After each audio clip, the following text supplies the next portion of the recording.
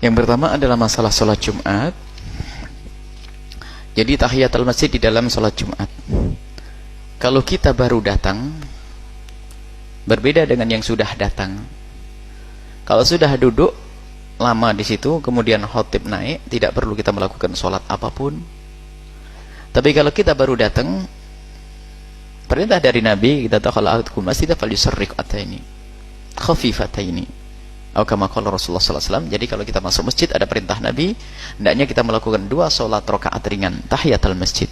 Nah, pertanyaan ini sangat wajar di saat sekarang ini sudah berbaur di Indonesia bukan saja orang berpegang kepada mazhab Imam Asy-Syafi'i radhiyallahu anhu. Jadi kalau Anda bertanya tentang mazhab jumhur masyarakat Indonesia yang masyarakatnya adalah mazhab Imam Syafi'i radhiyallahu anhu, maka ketahuilah kalau kita datang terlambat, khotib sudah khutbah, maka kalau kita masuk masjid disunnahkan untuk melakukan 2 rakaat tahiyatul masjid yang ringan, 2 saja, jangan lebih. 2 rakaat yang ringan khafifataini.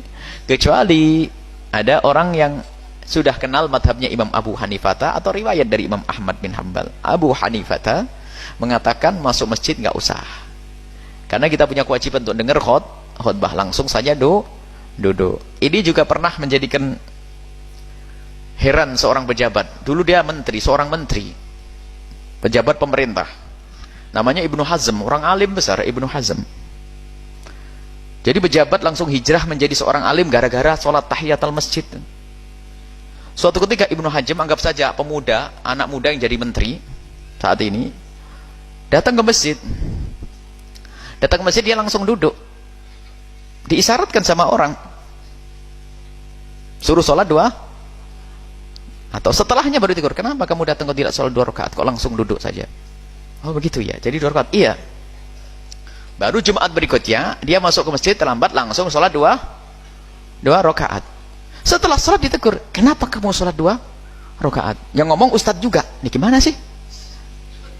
Bingung nih. Lah, kemarin saya duduk nggak boleh, sekarang saya sholat nggak boleh, ada apa ini? Itu penasaran, ada apa dengan fikih Islami ini? Ternyata setelah itu belajar, oh khilaf di antara ulama, yang satu Hanafi, yang satu Syafi'i gitu ya. Makanya ini, nah kalau di Indonesia itu negur dengan cara madhab Hanafi salah.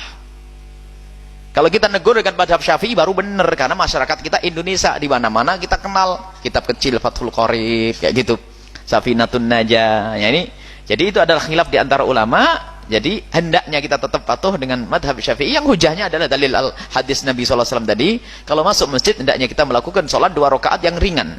Ini nggak ada pengecualian, biarpun khotib lagi berbicara khutbah.